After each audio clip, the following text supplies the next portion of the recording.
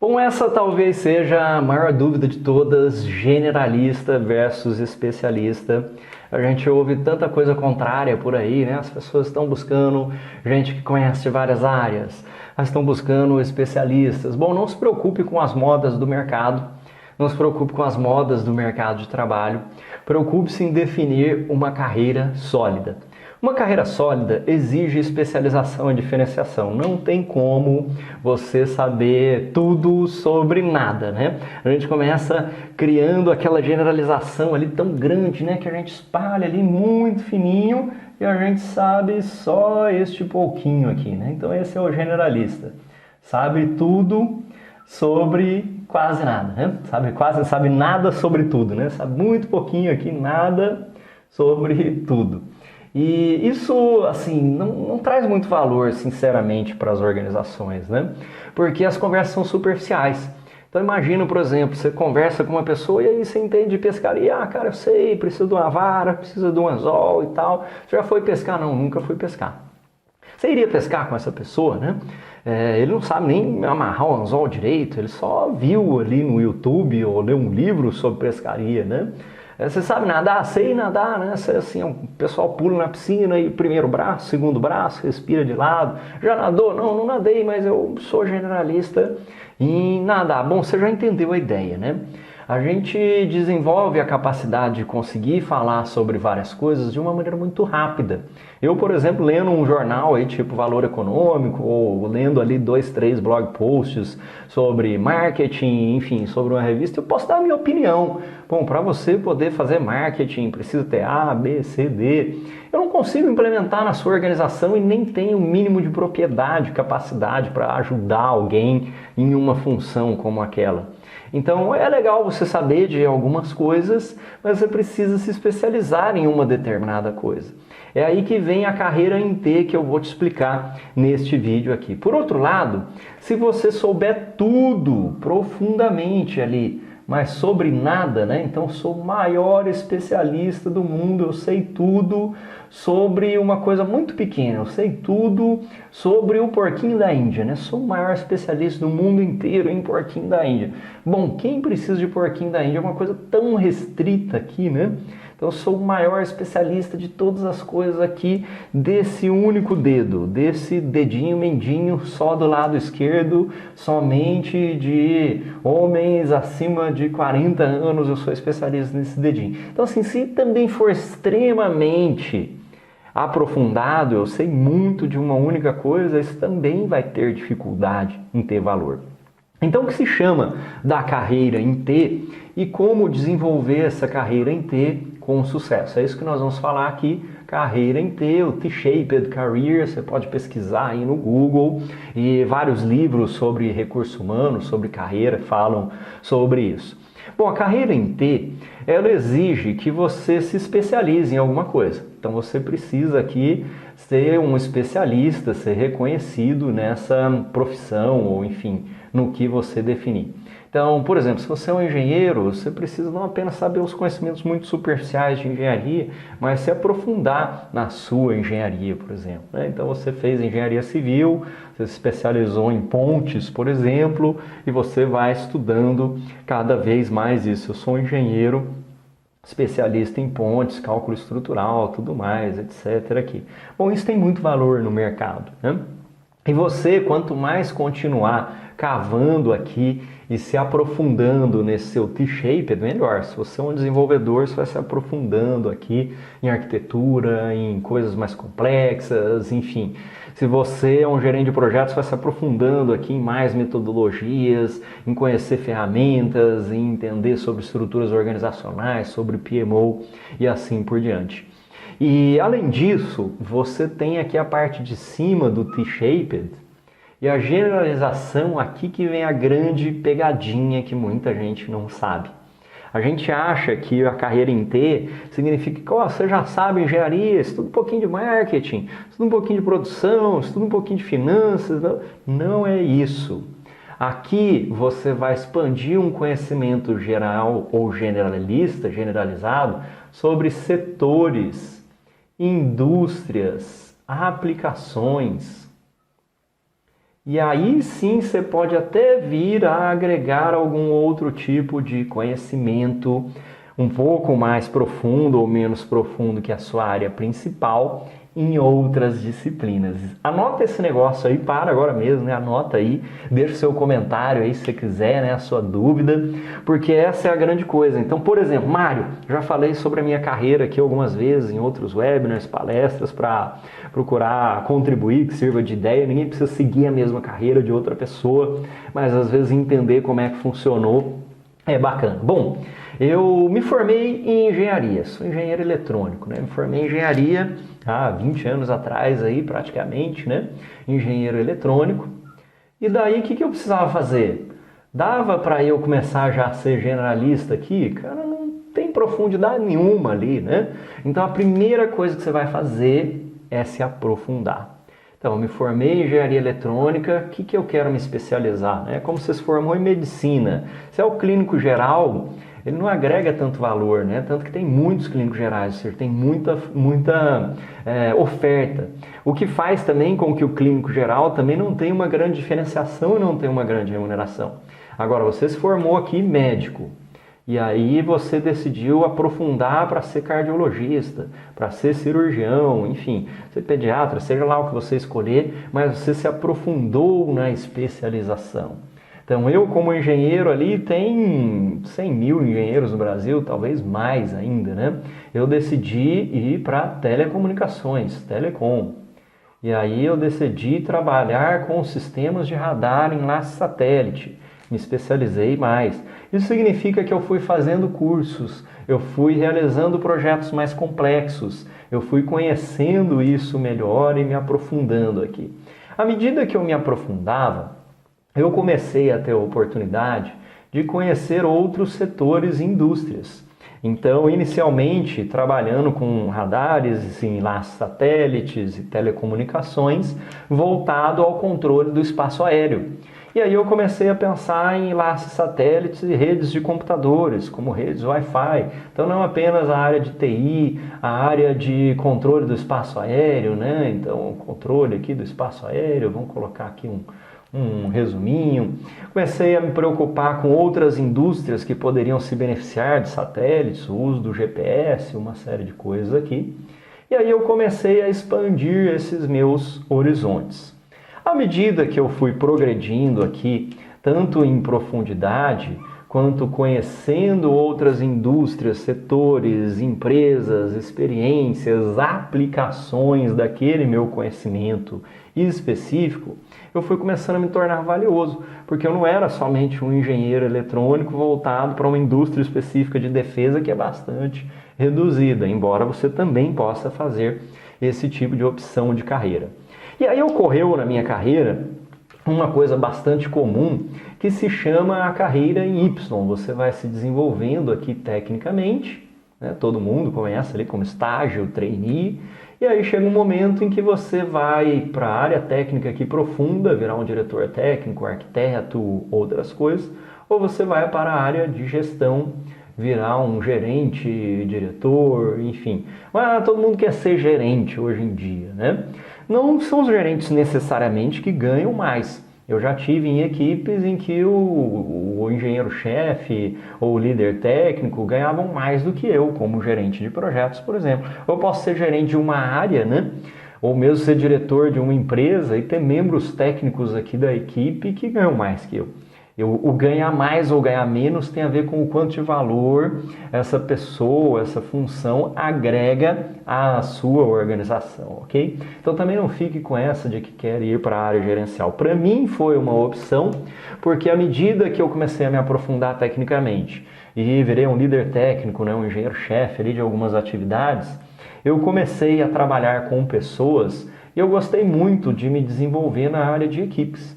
Então, em vez de eu continuar aprofundando aqui, eu dei uma largada aqui na minha base do T para adquirir gestão. Comecei a estudar guia PMBOK, comecei a estudar gestão ágil de projetos, comecei a aplicar algumas ferramentas, PMO, e aí isso permitiu também alargar o meu T aqui em cima. Então, quando eu comecei a trabalhar com a gestão de projetos, E acho que isso é uma coisa muito importante para você que está assistindo, né? Se você estiver querendo trabalhar com a gestão de projetos ou pensando em qualquer outra profissão, você pode fazer o paralelo com isso. Eu não comecei gerenciando projetos de tudo. Eu comecei gerenciando projetos específicos de engenharia eletrônica e em telecomunicações para uma área bastante reduzida.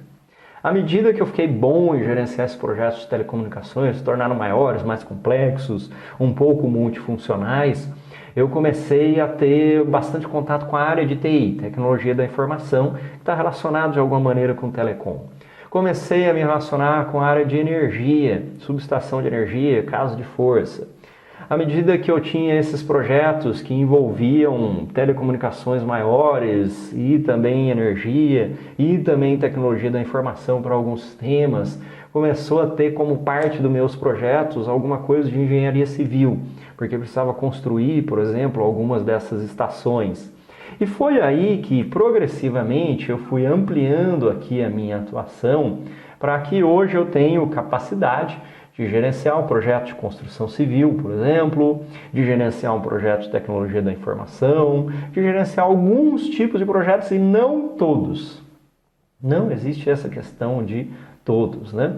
Eu tive uma experiência muito desconfortável no passado, inclusive, porque eu aceitei gerenciar um projeto do qual eu não conhecia nada da parte técnica e do produto ali que ia ser construído. Foi muito ruim. Tive várias dificuldades com a equipe, dificuldades de planejamento. Você conseguir fazer a IAP, por exemplo, a estrutura analítica do projeto, de algo que você não sabe nada, é bastante complicado. E você vai ver que o próprio mercado de trabalho busca que as pessoas tenham alguma especialização. Então, se você, por exemplo, é um gerente de projetos que trabalha na indústria de óleo e gás, você pode procurar vagas em algumas outras, talvez automobilística, automotiva, talvez a indústria de aeronáutica, mas ninguém de uma empresa de tecnologia da informação vai contratar você, que pode ser o melhor gerente de projetos do mundo, para óleo e gás, para você gerenciar um projeto de tecnologia da informação, se você é muito afastado daquela área, tá?